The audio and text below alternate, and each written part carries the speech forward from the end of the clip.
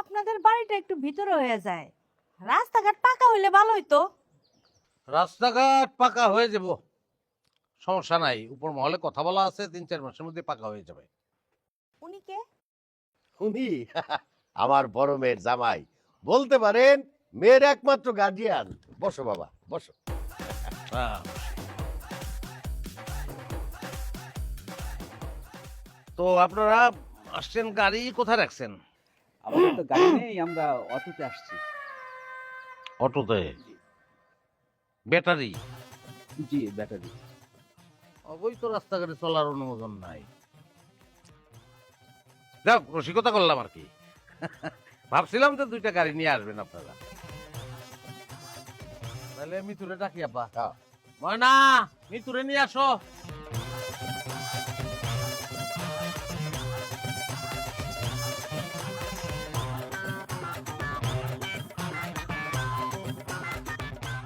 এই যে আমার শালি, নিজের শালি বলে বলতেছি না, গ্রামে মাইয়ার মতন মাইয়া এই একটাই,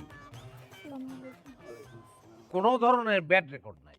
তা তুমি কি রান্না বান্না জানো? রান্না বান্না? ও রান্না বান্না জানতে হবো কেন? ও তো রান্না বান্না করে খাবে না, কাজের মেয়ে রেখে দিবেন, যা কাজ করে সব কাজের মেয়ে করবে।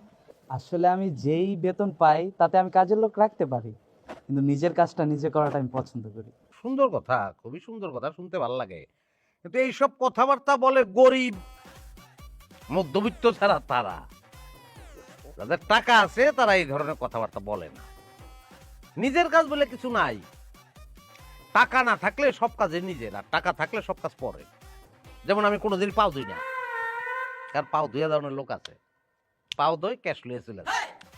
3টা বুয়া, মাসে 45,000 টাকা বেতন দেয়। 15 লাখের উপরে মাসিক ইনকাম আমার। হ্যাঁ, যেমন নাই তেমন দেয়, এই আর কি। আমি কইতেছিলাম কি ভাই, চাকরি বাকরি করার কি দরকার, ব্যবসা করেন। কন্ট্রাক্টরের একটা ব্যবসা ধরেন, দেখবেন সব হয়ে গেছে। আসলে আমি তো আর দেশে কাজ করি না, আমি বিদেশে চাকরি করি।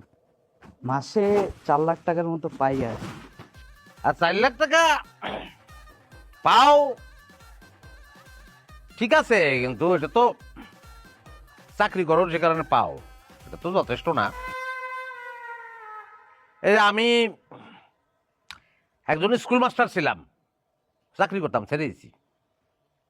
ছেড়ে দিয়ে ব্যবসায় নামছি, এখন 15 লাখ ইনকাম করি, স্বচ্ছন্দে জীবন চলতেছে। আপনি শিক্ষকতার মতো মহান পেশা ছেড়ে দিচ্ছেন?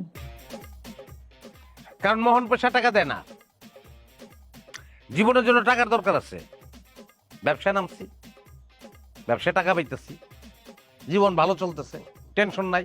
কি আব্বা, আমি কি ভুল বললাম?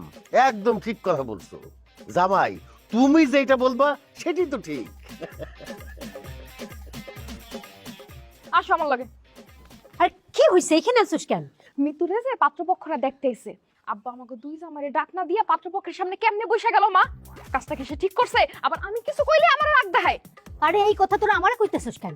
তোর আব্বাই ডাকে নাই তো কি হইছে? 2 জামারে এনে যাইতে কও। আব্বাই না ডাকলে যাইবো কেন?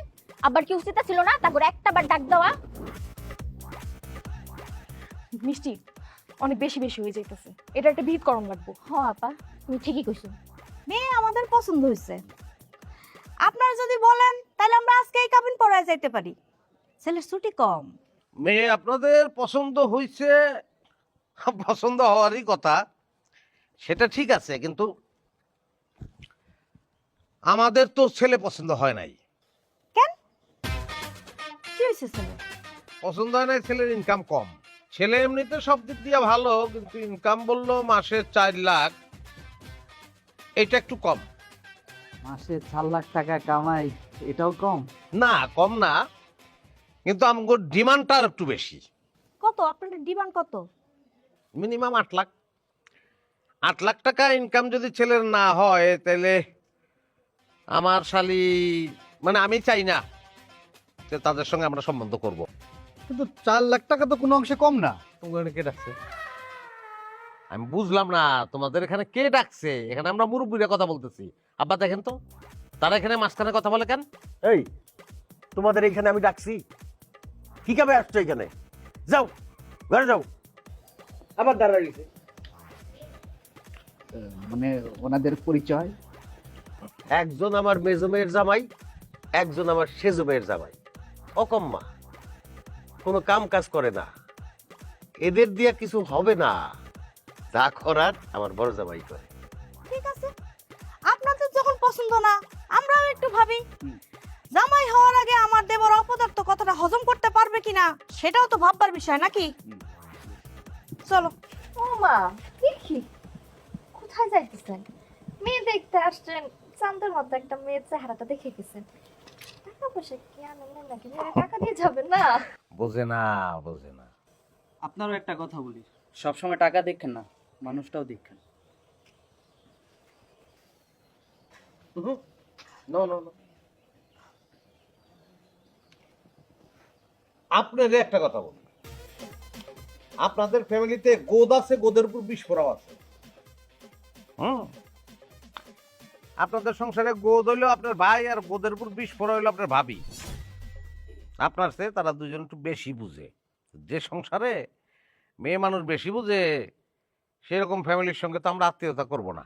আপনারা জান যে ব্যাটারি গাড়িতে উঠা পড়ে। চলো চলো। আপনি চিন্তাই করেন না, মিতুল লেগের থেকে বহুত ভালো পাত্র আমি জোগাড় করতেছি। আমি তো চিন্তা করি না। আরে আরে তোরা কই যাস? কই যাইতাছি তুমি এখনো জিগাইতাছো আম্মা? দয়া কইরা আর লজ্জা দিও না। আচ্ছা যাইতেছে, যাক না। আপনার একটা কথা বলি আব্বা, আপনি আপনার এই পয়সাওয়ালা জামাইয়ের জন্য যে অপমানটা আমাকে করলেন, জীবনে কোনোদিন এই অপমান ভুলুম না। আপনার এই বাড়িতে আর জীবনে কোনোদিন পা ফালামু না। আর যদি কেউ মরেও যায় আমাকে কোনোদিন খবর দিবা না। এখন করে দাও। এখন যদি তুমি না করো তাহলে বইটা বোনের সম্পর্ক ঠিক থাকবে না। আব্বা, 1 বছর আগে মিষ্টির বিয়ার সময় যখন আইছিলাম, তখন আমাদের সঙ্গে কি ব্যবহার করা হয়েছিল, কি ব্যবহারটা আপনি করছিলেন, কি ব্যবহার আম্মাই করছিল, কি ব্যবহার তোমরা করছিল, তোমাদের মনে আছে? মনে আছে আব্বা আপনার? মনে নাই? আমি মনে করাই। তুমি বাড়ির বড় জামাই, তোমারে তো আর আসতে মানা করতে পারি না। তবে বিয়ার আসরে মানুষজনের সামনে একটু কম যাইও। কেন আব্বা? আহা, আপনি বুঝেন না কেন? মিষ্টির যেখানে বিয়ে হইতেছে তাদের তো বিরাট অবস্থা, 2টা আড়ত। এখন তারা যদি জানে যে আমাদের মিষ্টির বড় বোনের জামাই হচ্ছে স্কুল মাস্টার, তারা কি মনে করবো? কি আর মনে করবে? মনে করবে একটা গরিবের কাছে আমার বড় মেয়েরে বিয়ে দিছি। আব্বা, শিক্ষকতা কিন্তু খারাপ কিছু না। লেকচার বন্ধ কর। ওই শিক্ষকের সাথে থাইকা থাইকা তুই শিক্ষকতা শিখছস, তাই না? যা করে যা। এখন আপাতত এই 2টা মাথাই তুমি খাও। হ্যাঁ, এই খাও বাবারা, খাও। কথা কি জানো, যেই জামাইয়ের অবস্থা একটু ভালো, তারে সাইরা খাওয়াইতে খুব ভালো লাগে। আর যার অবস্থানটা একটু কম খারাপ, তারে খাওয়াইয়া মজা নাই। খাও খাও। আব্বা, আপনি না? আরে দাও, 2 দিন পরে তো বিয়ে হয়ে যাবো। আর আব্বা, তাহলে গরু, 2 নম্বরে হইলো মুরগি, তারপরে 3 নম্বরে মাছ, তারপরে দই, আর হয়েছে তো মনে হয় মোটামুটি। কিছু বাদ পড়লো কি? আব্বা, মিষ্টিটা মনে হয় বাদ পড়লো আব্বা। আপনি এর মধ্যে কথা কইতে আছেন কে? হ্যাঁ, আব্বা আপনার কথা কইতে না করছে না? তুমি এখানে কেন আসছো? যাও ঘরে যাও।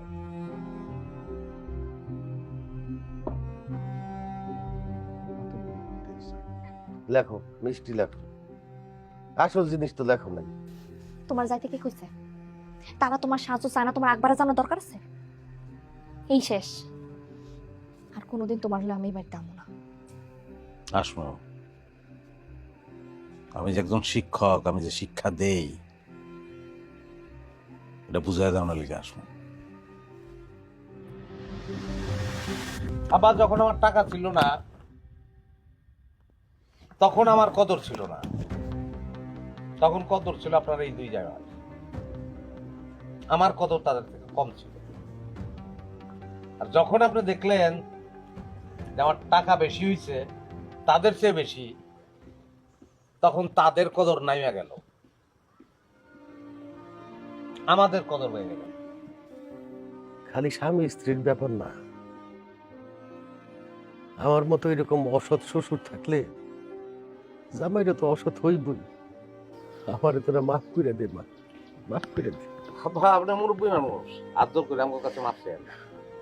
খালি একটা অনুরোধ, আপনার তো ছেলে নাই, আপনার মেয়েরা আর মেয়ের জামাইরা সন্তান তুললই তো সবাই, সব সন্তান রে এক নজরে দেখে। হাতের পাঁচটা আঙুল তো সমান হয় না, সবগুলো আঙ্গুলি তো আপনার, সমান নজরে দেখে নিয়ে যাচ্ছে, আর কোনো চাওয়া নেই। মৃত্যুর বিয়ার এখন কি হইব? আমার চিন্তা করেন না, এই পোলার সঙ্গেই মৃত্যুর বিয়ে হইব। কিন্তু এই ছেলে কানাডা থাকে না, আমার স্কুলে চাকরি করে, মেধাবী ছেলে, ভালো ছেলে। আমি এই ছেলেটার সঙ্গে মৃত্যুর বিয়ে দিতে চাই, যদি আপনাদের আপত্তি না থাকে। বাবারে, আমার আপত্তি অনাপত্তির কিছু নাই। আমার তো ছেলে নাই, তোমরাই আমার ছেলে। তোমরা যেটা সিদ্ধান্ত নিবা সেইটাই হবে। তবে তোমাদের কাছে আমার একটা অনুরোধ, তোমরা আমার ছেলে হয়েই থাকো। আর আমিও কথা দিতেছি, আমি আমার সন্তানদের সাথে কোনোদিন আর বৈষম্য করব না। আব্বা, আপনারে অসংখ্য ধন্যবাদ। আজকে আমরা আসলে সবাই সবার কাছে খুব মুক্ত হয়ে গেলাম, খুব ভালো ভালো আলোচনা হইলো। কিন্তু আমাদের সবার মধ্যে একটু দুঃখ ঢুকে গেছে, দুঃখটা চাই না। মৃত্যুর বিয়া উপলক্ষে যারা আইছিল তারা তো কিছুই খায় নাই, হ্যাঁ, এগুলো সদ্ব্যবহার আমরা করি। 1 2 3 4 5 6 7 মানুষ কিন্তু বেশি আছে। মৃত্যুর জামাইয়ের লিগে একটা মিষ্টি কিন্তু আলাদা রাখতে হবে, সবাই বেশি বেশি খান না, বা সর্বত্র খান। আপনারা দিয়ে শুরু করি। হ্যাঁ, না আগর না পা